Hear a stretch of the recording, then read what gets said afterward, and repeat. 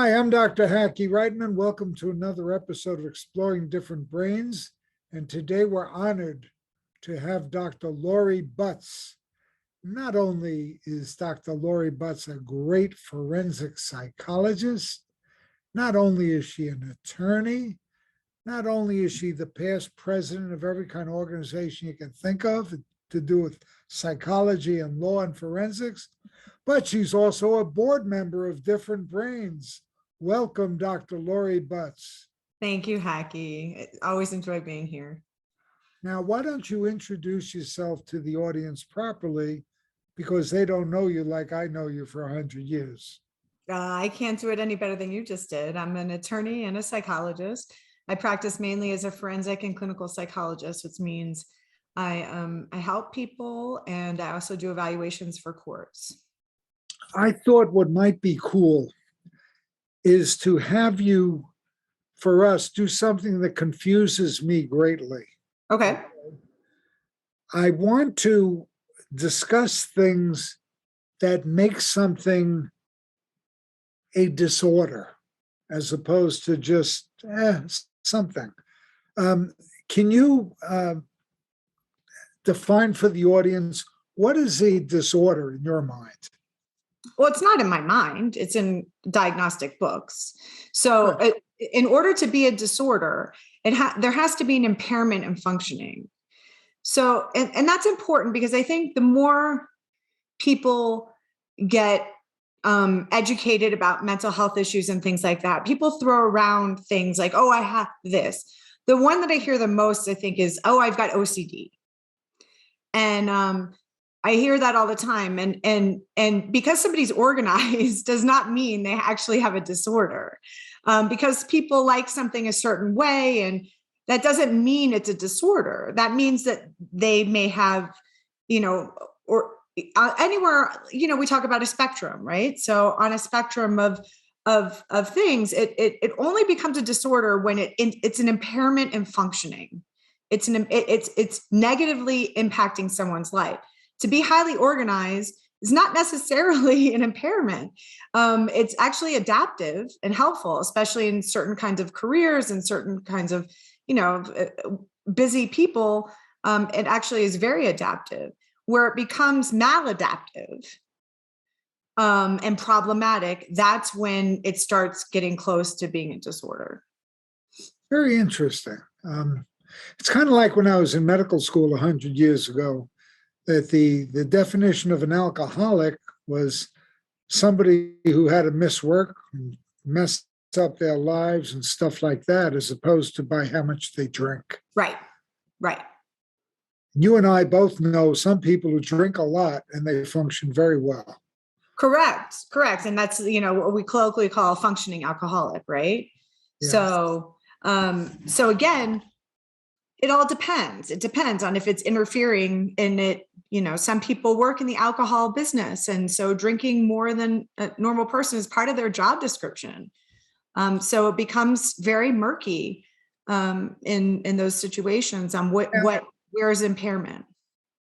Getting back to your example of, let's use the example you used, OCD. Okay. I want to know if you believe in what I do, which is using OCD. I don't know anybody who's a champion at anything who does not have what I call, and it might be a misnomer, and you can straighten me out if it is, they have OCD traits that help them do what they do. But it's not a disorder, it's just.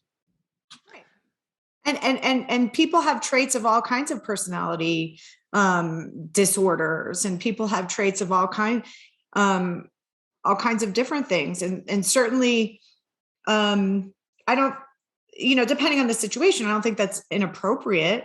I think that's a way to communicate that people can agree upon. Like when you say you've got OCD traits, I think everyone kind of understands it's a shorthand. Everyone knows what you're talking about. Somebody that's highly organized, they're detail oriented, things like that. So it's a shortcut to explain how you see that person is high functioning in an organized fashion. I wish that I had those traits. I'd probably be way more successful. As much as I try. What would you say to someone who feels that they need the help of a psychologist, but they're afraid of the stigma and they're just afraid to go? I would say that going to a psychologist is a non-judgmental zone. It's a warm environment. Please, if you're embarrassed to talk to friends about getting a referral, call a few offices, see what your comfort level is. Obviously now with telehealth, it's more accessible, I think, for people that are afraid to walk in the office or go to a waiting room. And so, check out people's websites and look at people's backgrounds and understand that psychologists want to help. They don't want to judge. They don't want to do anything negative, but you don't have to be in therapy forever. And if you go to somebody and you don't like them, you can go someplace else too. If you don't have a good feel for them. So you're in control of this situation. And a lot of people are struggling, and it's a great space to just focus on yourself and just do something positive for yourself, whether it's for 1 hour or whether it's 10 hours, just do one thing for yourself. It's an hour out of your life. And hopefully you'll realize that it's going to be something that's helpful and beneficial for you. What would you say to someone who might be afraid of getting a diagnosis and they're apprehensive? What would you tell them? I think most, unfortunately, the insurance is really the driver of the diagnosis. And most psychologists that I know, it's not about the diagnosis. It's about the issues that are presenting themselves and how those issues are impacting someone's life. So it's about resolving problems and helping somebody cope better, problem solve better, feel better.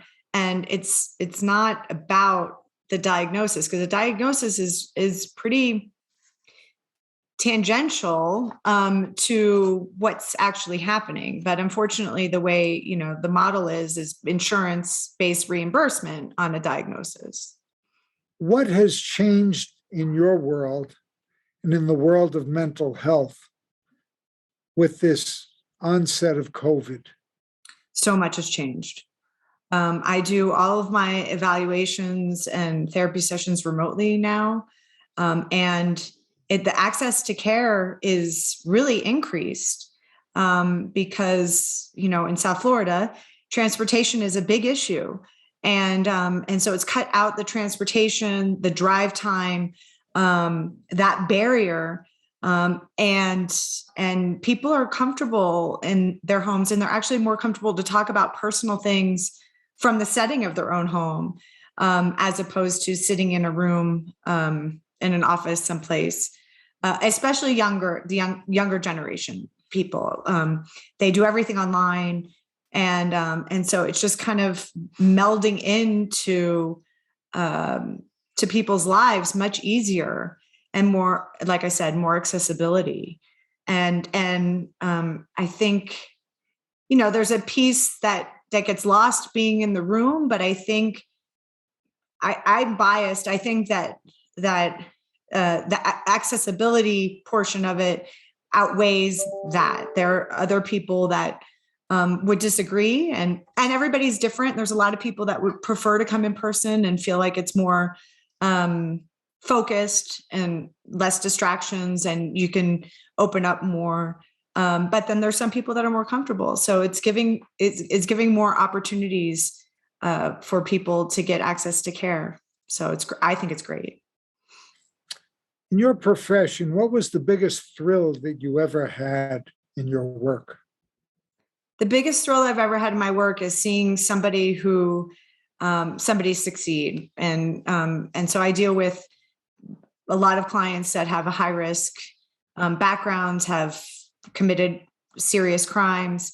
and people that actually succeed and move past that and have happy, positive, productive lives, that's beyond rewarding and thrilling for me.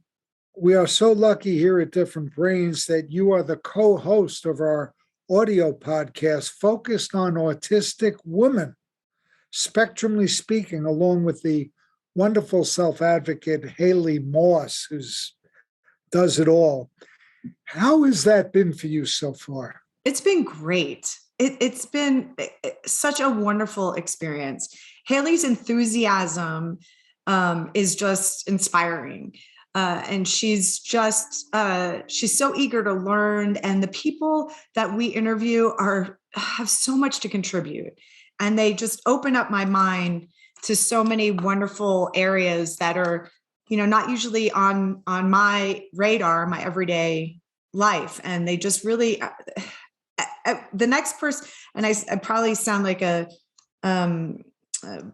broken record during our podcast, because every week I'm impressed with whoever we're speaking to. They're just amazing people. It's wonderful. What's one thing you've learned by doing a podcast? To not listen to myself afterwards. I laugh way too much. I think it's part of your charm. Let's talk a little bit about who your greatest mentors have been in your career.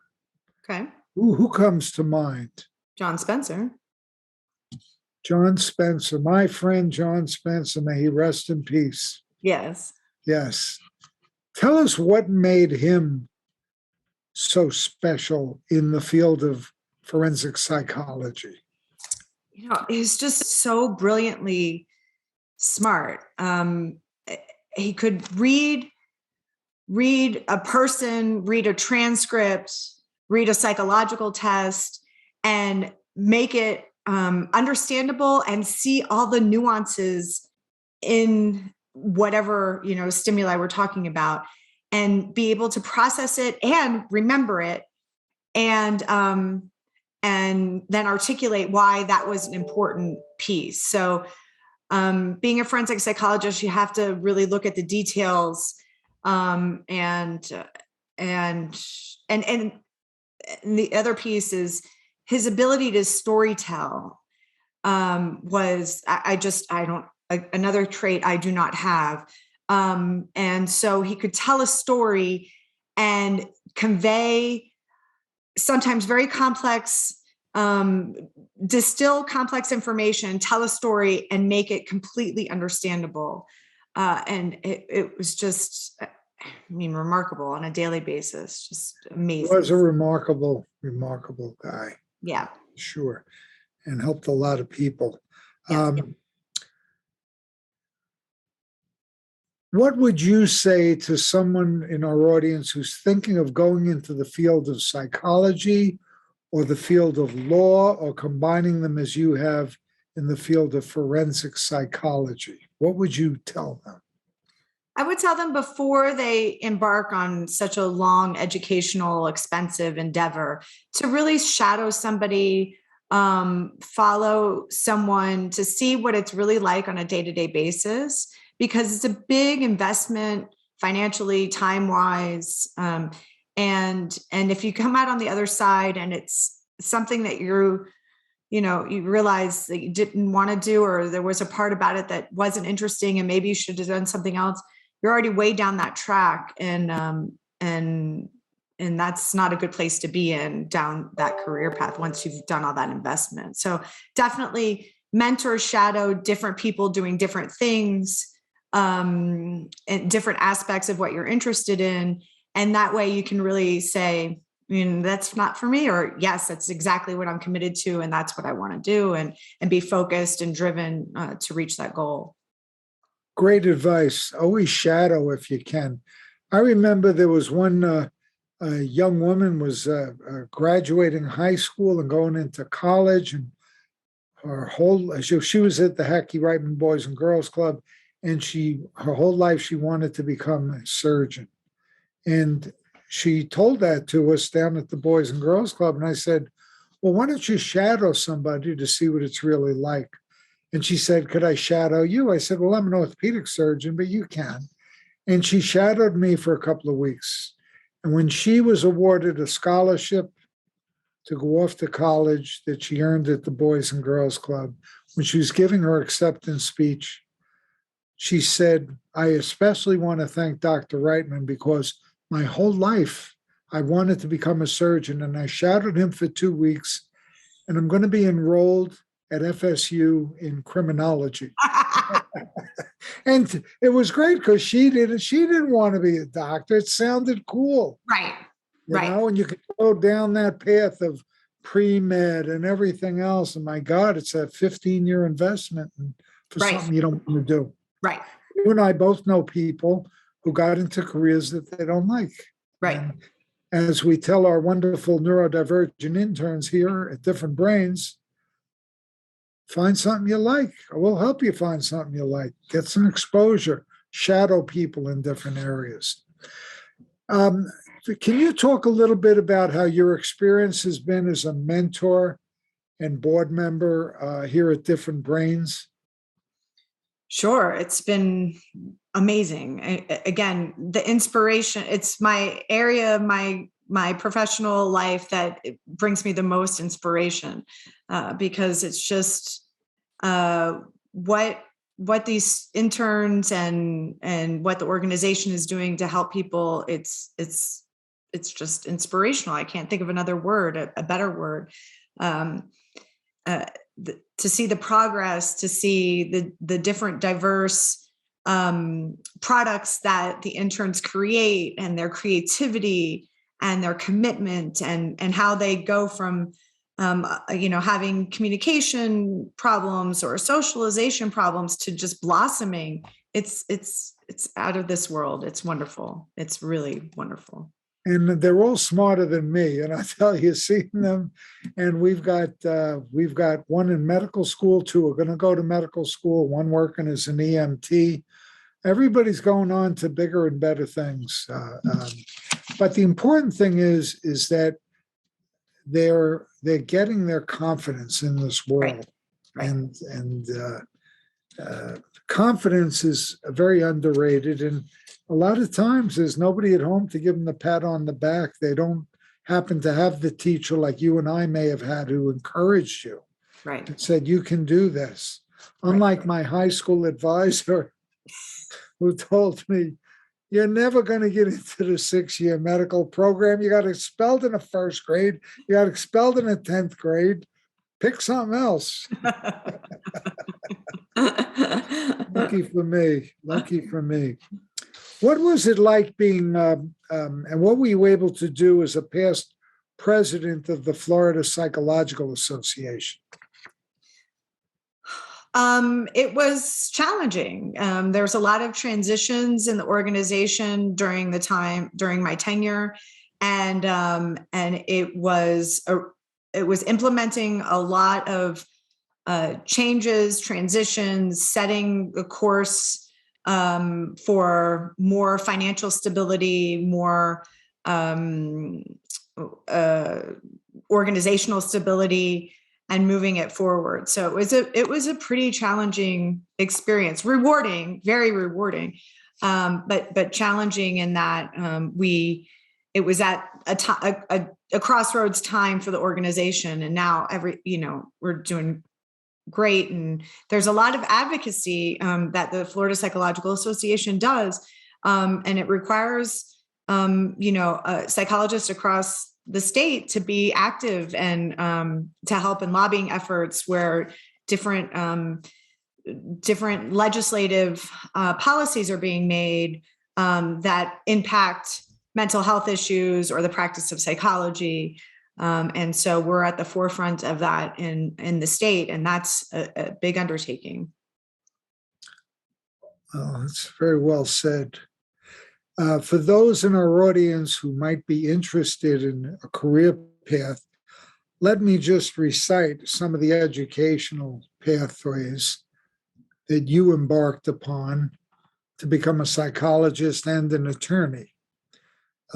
After graduating from Clemson University with honors, Dr. Butts received her law and doctoral psychology degrees from the innovative jointly sponsored program by Villanova School of Law and MCP Hahnemann University Department of Clinical Psychology. Dr. Butts completed her internship in clinical and forensic psychology at New York University School of Medicine, Bellevue Hospital, and Kirby Forensic Psychiatric Hospital.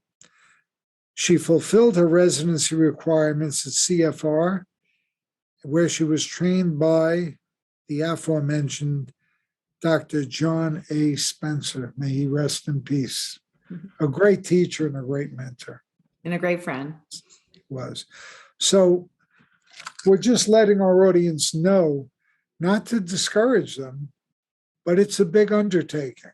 Oh, yeah. And it's a big undertaking.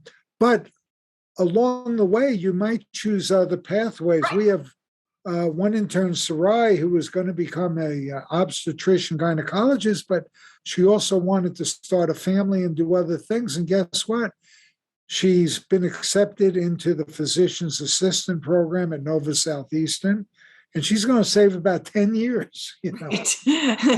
and still be able to practice almost as a doctor, the way the world is changing. And so that comes back to one of our mentors, Bernie Carsonell, always saying to me, "What are you trying to accomplish, Hackey?" Mm-hmm. Don't ask me these hard questions. Don't ask me these hard questions. I think that's said at least once a board meeting. Yeah. Well, it always makes me think.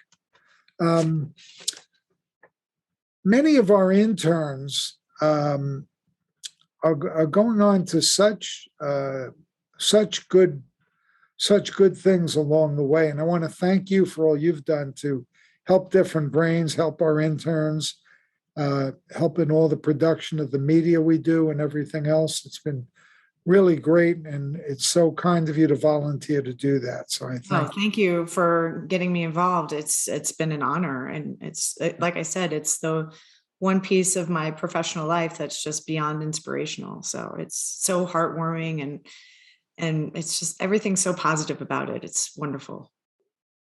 Well, Dr. Lori Butts, CEO and president of the Clinical and Forensic Institute, known as CFI, the psychologist, the attorney, the board member at Different Brains, thank you so much for being with us today. Thank you for having me, Hackey. Always a pleasure.